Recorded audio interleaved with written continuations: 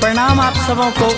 हम बिहारियों के साथ जो तमिलनाडु में अन्याय हो रहा है, इस पे विचलित होकर मैंने कुछ दर्द गाया है।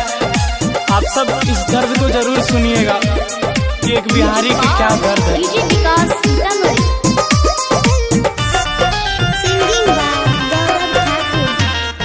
हिंदी भाषी लोग के संग में मचला छै हाहाकार, हिंदी भाषी लोग के संग में मचला छै हाहाकार। तमिल में मारल जाइ छै बिहारी के ताकै छै सरकार। तमिल में मारल जाइ छै बिहारी के ताकै छै सरकार। गरीब लाचार मजदूरी संगे होइ छै अत्याचार, गरीब लाचार मजदूरी संगे होइ छै अत्याचार। तमिल में मारल जाइ छै बिहारी के ताकै छै सरकार।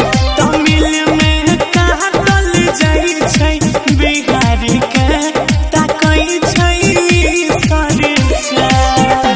Ganpati recording studio Bhawanipur. मटियार कला सीतामढ़ी।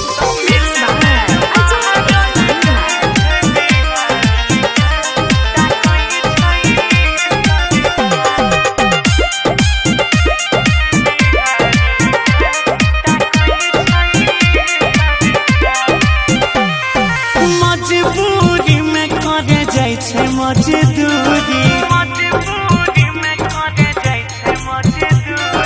तब किए करे पे चलै छै छुरी। एहनी घटना देखैले मिलै छै बारम्बार, एहनी घटना देखैले मिलै छै बारम्बार।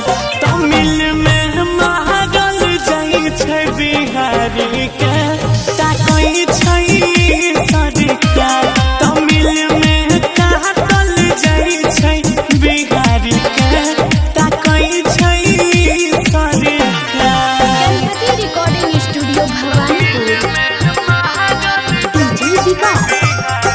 मटियार कला सीतामढ़ी।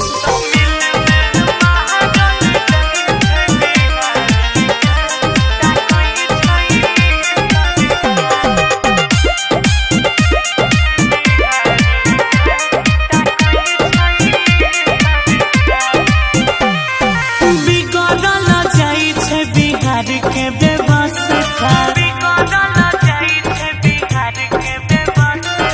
ई हवा के लोग के बुझै छै सब सस्ता।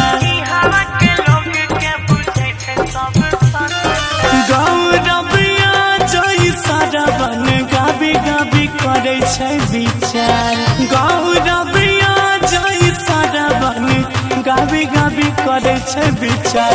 तमिल में मारल जाइ छै बिहारी के ताकै छै सरकार। तमिल में मारल जाइ छै बिहारी के ताकै छै सरकार।